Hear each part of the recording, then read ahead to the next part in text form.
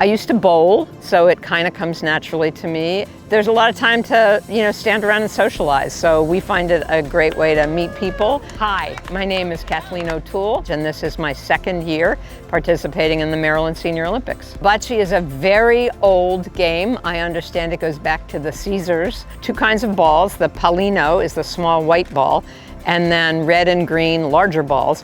And the goal is, once somebody pitches the pallino, then the two players vie for getting as close as possible to it.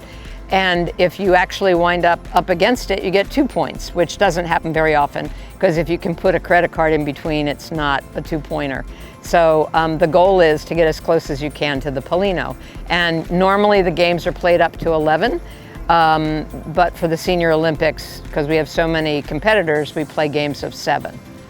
And today is the singles, and tomorrow they'll be playing mixed and, single gender, women's and men's doubles. I have seen older gentlemen playing bocce in South Philadelphia, in Baltimore, Little Italy, and in the south of France, where I think they have a different name for it. And some places they play it on oyster shells, some places they play it on stone. We have a modified miniature golf surface here, but at Asbury we're getting new bocce courts next year. So the game goes back a long ways, and I'm half Italian, so I was happy to learn it when I moved here last year. For me, the thing that's so appealing about it is that absolutely anybody can play bocce. We've had people playing from wheelchairs, we have people playing from walkers, lots of people playing with canes.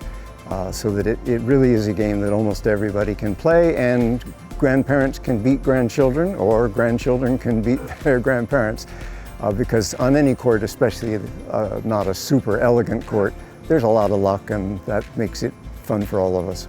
Hi, I'm Sandy Mack. I am currently the sort of organizer of bocce here at Asbury Methodist Village.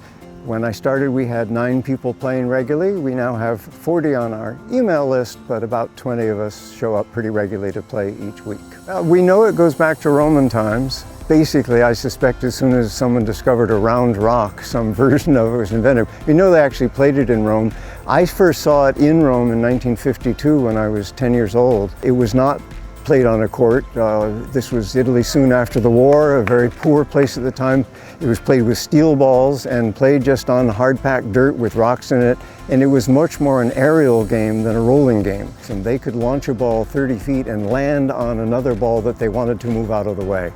There is in fact pétanque is a name for that, the French version of it, where it's basically all done in through the air. And that's the first version I saw. Then I began to pay more attention and saw that it's sort of an Italian version of bowls. I mean, in England they play it with, I think they play it with weighted balls that have built-in curves to them. For me, the nice thing is a bocce ball is just a round ball, and so there's no curving in it unless you make it do it or the court makes it do it. It's a game that involves a fair amount of luck and a little bit of skill. Give it a try. Almost certainly you'll discover that the person next to you is sometimes a great deal better and sometimes not at all. It's just a great game for folks who are not fiercely competitive but want to be involved in something where there's a kind of a focus and really nice people playing.